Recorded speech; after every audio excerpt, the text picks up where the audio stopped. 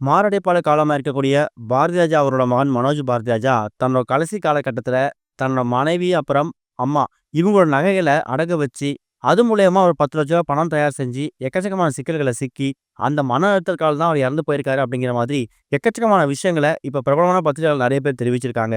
ஆரம்பத்துல இந்த open heart surgery பண்றதுக்கு மனோஜ் வந்து ஒத்துக்கவே இல்லையா. அவங்க ஃபேமிலி சேர்ந்தவங்க குறிப்பா சித்தப்பா மனைவி மகள்கள் இவங்க எல்லாம் ஒன்னா சேர்ந்து தான் இவரை கன்வின்ஸ் பண்ணி இந்த ஆபரேஷன் பண்ணி ஒத்துக்கிட்டாங்க. ஆபரேஷன் அப்படியே முடிஞ்சுது. ஆனா, அந்த ஆப்பரேஷன் முடிஞ்சாலும், மனோஜ் வந்து மன அழுத்தத்தில இருந்திருக்காரு. அதுக்கு காரணம் என்னன்னா, மனோஜ் வந்து ஒரு கடைசியா ஒரு படத்துல நடிச்சிட்டு இருந்தப்ப, அவருக்கு ஒரு அழுத்தம் தரப்பட்டிருக்குது. அதாவது படத்துக்கு வந்து பணம் தேவைப்பட்டதால, பண உதவி கேட்டிருக்காங்க படக்குழு. தனக்கு சினிமால ஹீரோவா நடிக்கிறதுக்கு மறுபடியும் வாய்ப்பு கிடைச்சதால, தான் கிட்ட பண வசதி இல்லனாலும் பரவால்ல, அதுக்காக உதவ முயற்சி பண்ணியிருக்காரு. தான் அப்பா கிட்ட பணம் கேட்க விரும்பாம, அம்மா கிட்ட தான் பிரச்சனைய சொல்லியிருக்காரு. உடனே அம்மா என்ன பண்ணியிருக்காங்கன்னா, தாலிச்சரட உட்பட எல்லா நகைகளையும் கழட்டி மகனுக்கு குடுத்துருக்காங்க. மனைவியும் அவங்களோட நகைகளையும் பிள்ளைகளோட நகைகளையும் குடுத்துருக்காங்க.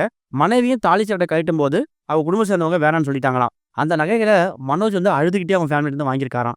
படம் வெளியாயிட்டா, மனோஜ் வந்து பழைய மாரி உற்சாகமாவாரு அப்படிங்கிற நம்பிக்கையில தான், கவலைப்படாதன்னு சொல்லி அவங்களோட மனைவியும், அம்மாவும் சேர்ந்து நகைகள குடுத்து உதவியிருக்காங்க. இத பணமாக்கி கொண்டு போய் பட தயாரிப்பு குடுத்து, படம் வெளிய ஆரம்பிக்க சொல்லியிருக்காரு மனோஜ். படம் ரிலீஸ் ஆனதுமே, அந்த பணத்த திருப்பி தர்றதாவும் படக்குழு மனோஜ் கிட்ட குடுத்துருக்காங்க. ஆனா, அந்த நகைகள் திரும்ப மனோஜுக்கு வரவே இல்லையாம். இந்த மன அழுத்தம் மனோஜுக்கு அதிகமாயிருக்குதாம். அதே மாரி அந்த படமும் ரொம்ப சுமாரா தான் போயிருக்கு. இதுவும் அவருக்கு மன அழுத்தத்த தந்துருச்சாம். இதனால அவர் உடல்நிலை ரொம்ப மோசமாயிடுச்சுங்கிற மாதிரி ஒரு சில பத்திரிகையாளர் இப்ப தெரிவிச்சிருக்காங்க. இன்னொரு பக்கம் இப்ப 2 நாட்களுக்கு முன்னாடி பிரபல பத்திரிகையாளர் அந்தரன் அப்படிங்கிறவரு இதே கருத்தா சொல்லியிருக்காரு.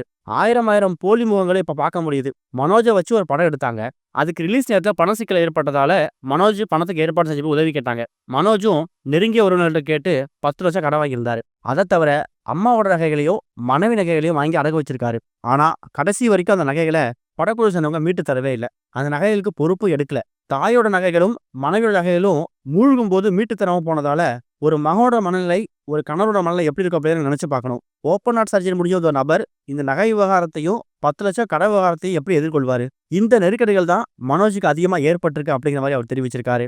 ஆக மொத்தத்துல படத்துல வாய்ப்பில்ல, படத்துல ஜொலிக்க முடியல, சரியான சினிமா வாய்ப்பு அமையல. இந்த மன அழுத்தம் ஒரு பக்கம் இருந்தாலும், தான் நடிச்ச படம் வெளியாகல சிக்கல் ஏற்பட்டு, அதுக்கு வந்து பண உதவி தேவைப்பட்டிருக்கு.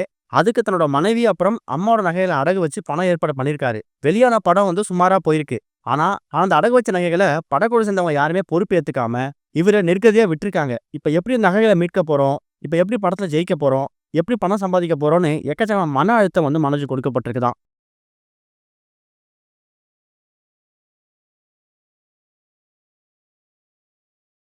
இதுவரைக்கும் கனெக்டிங் டிவிக்கு சப்ஸ்கிரைப் பண்ணனா மறக்காம சப்ஸ்கிரைப் பண்ணிக்கங்க.